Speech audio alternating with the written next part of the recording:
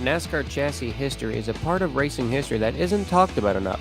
From different drivers to different teams, from the stories being built for its first race and to its last, and trying to find where they are today, the story behind these race cars should be talked about more. And today we're going to talk about a certain chassis that enjoyed much success, but also had a couple of hard hits. So join me as we look into the chassis of Hendrick Motorsports 318. Built around late 2003, early 2004, HMS 318 was built purposely for Hendrick Motorsports' Busch Series program for rookie driver Kyle Busch.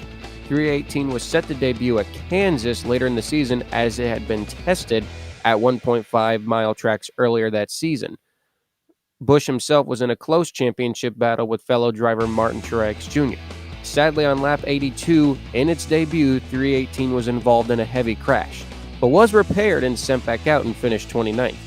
Following the crash, 318 was repaired and run again at the season-ending race at Homestead, finishing third. HMS 318's 2004 statistics were 2 races, with an average finish of 16th and an average start of 4.5.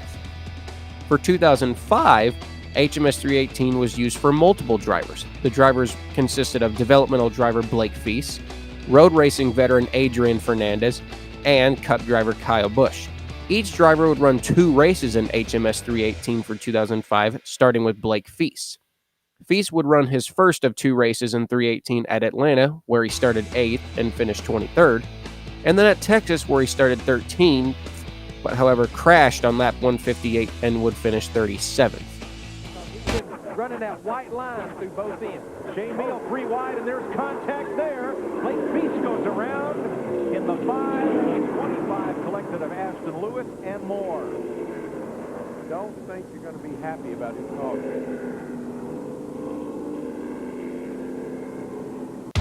HMS 318 was repaired and ran 5 races later at the first Charlotte race with Kyle Busch.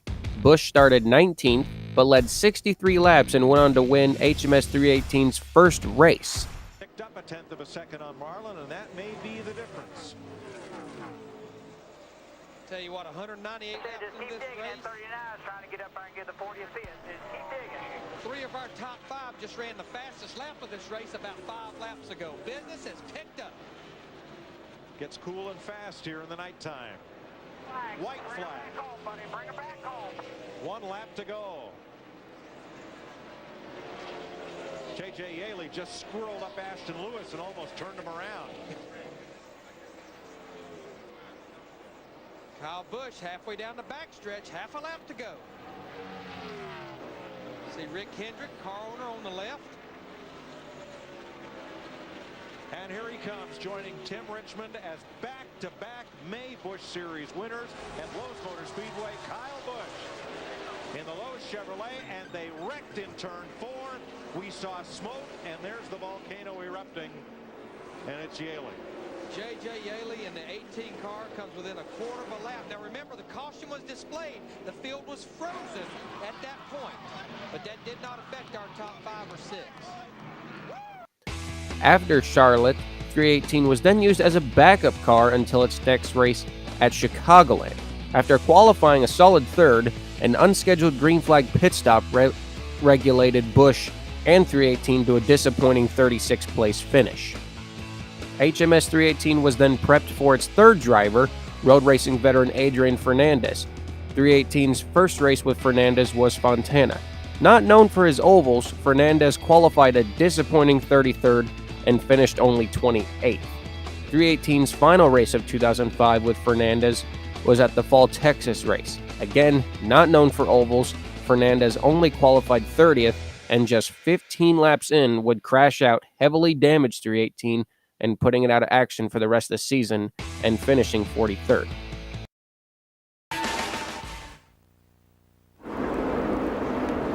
The caution has just come out here at the Texas Motor Speedway in Fort Worth. Single car incident. Adrian Fernandez over in turns 3 and 4. Man, he has really struggled trying to find the way in these heavier NASCAR Busch Series cars. Front damage. He was underneath the car through 3. Just close the door on me. Huh? That race team has gone through some race cars this year, haven't they? They have. Take a look at the replay. Yeah, I bet you just got close to that guy on the bottom and lost the air on the spoiler and got sideways and wrecked. And where did you say we'd see the most trouble today, Benny? Well, I thought turn 2, but unfortunately that was turn 3 already. But the wind is blowing now. That's going to be a problem getting in that corner. That was TJ Bell in that 36 car on the outside, and I don't think they can repair that 5 car well enough to see Fernandez getting out of the car. That's good news. And he has worked hard at it, but it has been a battle for Adrian so far this year. At the Lowe's Motor Speedway, in testing and racing, I think he crashed about 3 times. Just awful. HMS 318's 2005 statistics were 6 races with an average start of 17.6, an average finish of 28th, 64 laps led, and a win. After being repaired in the offseason, HMS 318 was used majority for 2006 as a test and backup car, but still came out for a couple of races with its original driver Kyle Busch. Over 3/4 of the way into the 2006 season, 318 finally made its first start of 2006 at Kansas, starting 5th, leading 19 laps, and finishing 3rd. 318 was brought back out for the fall Texas race and started a strong 2nd, but after multiple pit route issues, including a 1-lap penalty, 318 and Busch were reduced to a disappointing 32nd place finish, the final start for 318 in 2006.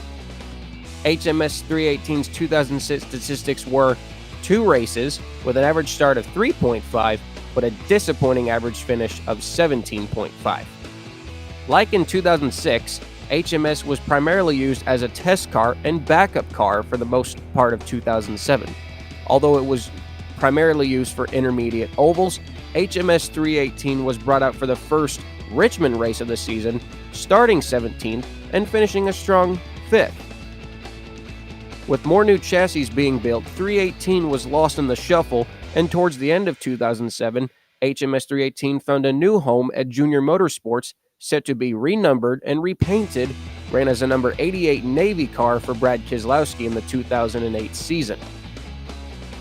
HMS 318 was again set for the intermediate tracks and made its first start at Atlanta in 2008 with new driver Brad Keselowski, starting 17th and finishing 6th. 318 was then run at the first Nashville race, starting 8th and finishing 4th. Then ran the very next week at Texas, starting 9th and finishing 15th. After 5 races, 318 was brought back out for Darlington, starting 13th, and despite an early crash, was able to climb back to 15th place. Leaders are in trouble. The 88 car, Brad Keselowski, spins around and he has contact with the wall. See him here trying to get down. He's just a little too low getting in that corner. He just got pinched down. The guy just got him right down on the white line, and he pulled that wheel down. A lot of drivers were concerned about these real hard tires not having enough grip. And that's After being repaired, 318 was brought back to the second Nashville race, starting a strong 2nd, leading 33 laps, and bringing Brad Keselowski to his very first NASCAR Nationwide Series victory, and the 2nd win overall for Chassis 318. In Pocono, watching this young man after how the frustrations flowed back in Las Vegas when he came so close but didn't quite get there. He's feeling pretty smart right now for picking this kid to drive this race car because he's done an outstanding job all year long. he really has. I remember when he said, I'm going to hire Brad Keselowski. I'm like, who? I haven't heard of this kid. You've But heard he of knew him now. something. You heard of him now, that's for sure. 2 laps to go. Flag, babe. Give me one more. White flag is waving. Just like Dale Jr., this young man is a second-generation driver who followed in the footsteps of his famous father, Bob Keselowski, who was also a stock car champ, Bob in ARCA. Of course, Dale Sr. in NASCAR Sprint Cup. Final lap for the youngster from Michigan. Great battle for 2nd spot there. Boyer trying to hold off David Stribby, but the story up front is the 88 car coming out of turn 4. First-time winner in 2008, Brad Keselowski. Looks like Strimmy gets 2nd over Ruderman. Well, it looks like Strummy got in the back of Boyer just a little bit, moved him up the racetrack out of 2nd place. Another good run for Strummy. Everyone, everything, class act. Despite the victory, HMS 318 would only run one more race at Chicagoland, starting 13th and finishing 3rd. After Chicagoland, 318 was primarily used as a backup car for the remainder of 2008, and as of the 2008 season, its current whereabouts are unknown. HMS 318's 2008 statistics were 6 starts, with an average start of 10.3, an average finish of 7.3, 1 win, and 40 laps led. HMS 318's overall statistics for its career were 2 teams, 17 races overall, an average start of 10.6, an average finish of 14.8, only 2 DNFs, and 2 career wins. HMS 318 was a workhorse, had its fair share of ups and downs, but was a successful chassis in NASCAR, and hopefully one day HMS 318 will be found and be brought back to its former glory. Thank you guys for watching. I hope you enjoyed this new chassis story time with start and park car video, and hope you guys like and subscribe to the channel for more start and park content, and we'll catch y'all real soon. Thank you guys.